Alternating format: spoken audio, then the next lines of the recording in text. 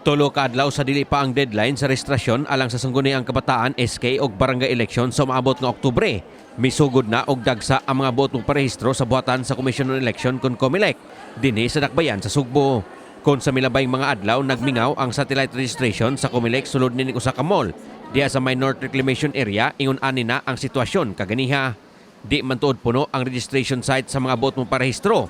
Apan mas daghan na kini itandi kagahapong adlaw sumala pa sa COMELEC. Og napanglantawan pa sa COMELEC nga mas mudagan pa usab kini sa adlawng Lunes, Enero 30 og Martes, Enero 31.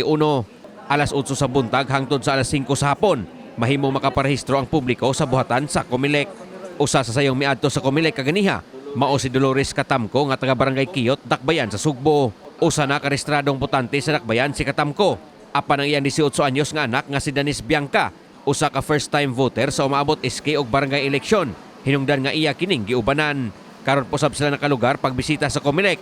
Sanglit busy kini sa pagtungha hinungdan nga mapasalamaton sila nga padayon ang rehistrasyon bisan og adlawng Sabado. Para ram na sa future nila nga may mga kuan sa ilang mga requirements naa dayon sa di kay anak pa na magkinahanglan anak pa magdigandagan og parehistro niya panagsarabaya ni.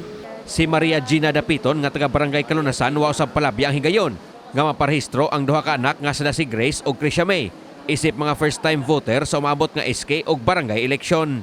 Dako ang iyang kalipay nga di paingon anak kadaghan ang tawo nga nagparehistro tulo ka adlaw sa dili pa ang deadline. Ang iyang mga anak mo iyang gihulagway nga naglangay sa pagparehistro sanglit busy usab kini sa eskwelahan. Nakauyon ra hinuon si Dapiton sa kapsay ug kapaspas sa proseso diha sa pagpangrehistro sa COMELEC. Nakatabang usab ang kahamugaway sa lugar. Itandi kaniadto. Kanang eskwela mo sila, sir. Okay. Nya na-test po sila. O mo na karon na lang gyud mi ni ari Sabado kay gahapon diri mo ko gahapon. Unya. Nagpa-correction ko sa kungan. Okay. Mana po ka? Man na gahapon. Pero at least dili kayo hasol. Dili man gamay ran taw. Kini si Greggy Magdadaro alang sa My TV Cebu.